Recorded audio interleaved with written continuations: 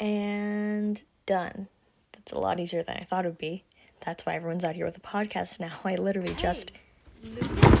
Jesus Christ, Malik, don't sneak up on me like that. Oh, sorry. It's just, I've got a Miss Abigail here. She says she knows about a dahlia. Oh. Well, okay. Send her in.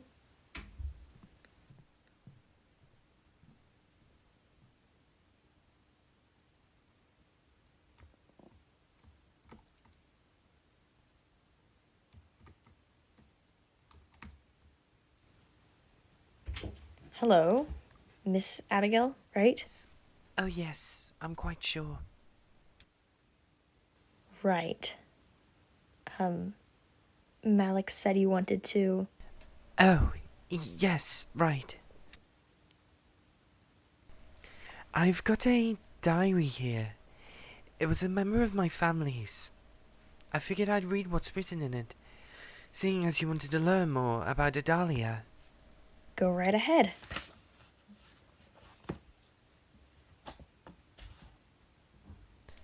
April 14th, 1802. I woke suddenly, my heart pounding in my chest, not for any reason, though the clenched fist of dread had curled tightly around me. The cold air was thick and still, an unsettling quietness hanging over a dahlia. My husband, Arthur, was sleeping sound beside me, and I laid there, trying to understand what had woken me so deep into the night. Then I heard it, a faint, almost whisper-like murmur that chilled me to the bone. I got out of bed, careful not to wake my dear Arthur, and went to check on our daughter, Abigail. As I walked down the hallway, the whispers seemed to get louder, more insistent. But when I reached Abigail's room and opened the door, my heart stopped. Her bed was empty. The covers were thrown back as if she'd gotten up in a hurry. I ran back to my husband without further thought, and woke him in my panicked state. He was still deep in his slumber. He did not understand me at first, but upon repeating my cries, he became most awake. He cast aside his blankets and threw himself from the sheets in an instant. We grabbed our lanterns and rushed outside. The air bit against our skin. We had forgotten our coats in our hurry to find her. The settlement was eerily quiet, with only those strange whispers that seemed to follow us as our company. We called out for Abigail, our voices desperate and trembling. I called for her until my voice was hoarse and dry, crying, "Abigail, Abigail, where are you? My sweet, where are you?" My chest could have burst. My heart pounded so. Soon, our neighbours heard our commotions and were racing outside to meet us, their faces pale with concern. Together, we formed a search party and began to scour the area. The lanterns cast long, flickering shadows, making everything seem that much more sinister. As we neared the forest edge, my fear grew even greater. The woods had always been vile, but tonight they felt alive, with something dark and menacing. "Over here!" a voice, hurried and panicked as our own, shouted from the darkness. We ran towards the voice, our lanterns swinging wildly, casting monstrous shapes through the trees. When we reached the spot, we found a child laying at the base of an ancient warped oak. It wasn't Abigail. It was Samuel, the ward's little boy. His body was limp and motionless, his eyes wide open and staring at the sky. Strange symbols were carved into the bark above him. The shapes of more could be seen in the blood slowly staining his white nightclothes. Mrs. Ward fell into hysterics upon seeing her child. She collapsed onto her knees beside him, cradling him in her arms. Blood stained her clothes as well, but she did not care. I could barely breathe. The scene was like that of one of my darkest nightmares. Samuel's skin was frozen to the bone. His eyes, which were once pale blue, were now grey like storm clouds and bloodshot. The blood had completely stained his shirt by then.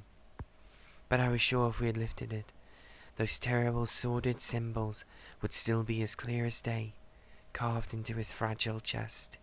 Those horrible whispers were gone now, replaced by the sound of Mrs. Ward's sobs as she wailed over her boy. We all stood there, frozen as the boy below us, in shock and horror. Samuel was gone, and my own daughter was still missing. The morning that followed was a wholly sombre event. The entire settlement was as quiet as death. News of Samuel's grisly end had spread quickly, and everyone was on edge. A death like that, well, it just wasn't natural. I felt numb. The events of the previous night playing over and over in my mind. We still hadn't found Abigail, and I couldn't shake the image of Samuel's lifeless eyes. We were offered condolences from many, even the Grimsons. We had all helped with the preparations for Samuel's funeral. The air was thick with grief and fear. We dressed Samuel's body. I was the one to set his shirt just right. Poor Mrs. Ward could barely look at him. My Arthur tried to comfort me, but his eyes were hollow with sorrow. He promised me we would find her, our sweet, darling Abigail. He sounded so scared. I had never seen him like that. And yet, still, he comforted me. We chose a small clearing just outside the settlement for Samuel's grave. The entire community gathered, their faces drawn and pale. Jonathan Moore, our leader, stood at the head of the grave and said a few words, his voice heavy with emotion. He was always kind and comforting, and this time was no exception. He managed to rally most of the town, despite how racked with grief we all were, although I myself could not bring myself to listen. All I could think of was my baby, alone and frightened in the woods. The only wood to spare for a coffin was that of the ward's soon-to-be-born child's cradle. As it lowered into the fresh earth, a cold wind swept through the clearing, setting my body alight with shivers. I spared a glance around our group and noticed several of the nearby trees bore those same strange symbols. Just as the first shovelful of dirt was thrown onto the coffin, a sound echoed through the forest. It was a deep, mournful howl, unlike anything I'd ever heard. The way it shook through all of us, there was nothing normal about it. It was not like bear or wolf. My father had taught me of all sorts of things that tend to prowl through the forests, but this was most certainly not any forest creature I had heard of.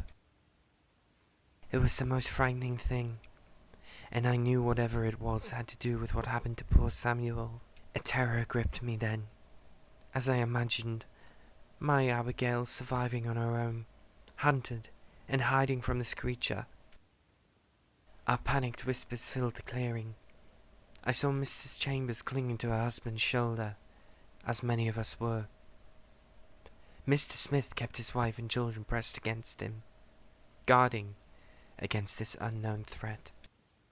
Jonathan tried to calm everyone, insisting it was just a wild animal. But the howls continued, growing louder and more insistent. The symbols on the trees seemed to pulse with an eerie glow.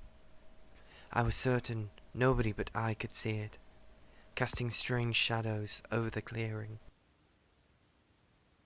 I clutched Arthur's hand tightly, feeling more scared than ever. The feeling of being watched was overwhelming. The unseen eyes of this howling creature boring into us. I scanned the tree line, half expecting to see it lurking in the shadows. The howls eventually faded, but the sense of dread remained strong over us all. As the last of the dirt was piled onto Samuel's grave, I couldn't shake the feeling that this was only the beginning. Something ancient and evil had been awakened in Adalia. Maybe it was our settlement here that had drawn the darkness. Or perhaps it had simply been waiting for a group such as us for a long, long time. We made our way back to the settlement, and I noticed Jonathan lingering by the grave, his face drawn and haunted. He seemed to be studying the lettering on the little tombstone, as if he could change it. That's the end of the entry. Oh, are there any more? You can just have the diary. Do you have any way we can contact you if we need to follow up on any of the entries in here? Oh, no, I don't really have a phone or anything like that. How did you hear about our podcast then? Podcast? Right. Well then...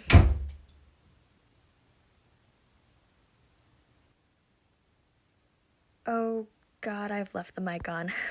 Well, since I've got you all here, let's read from the diary. This is blank. I don't think I'll be saving this one.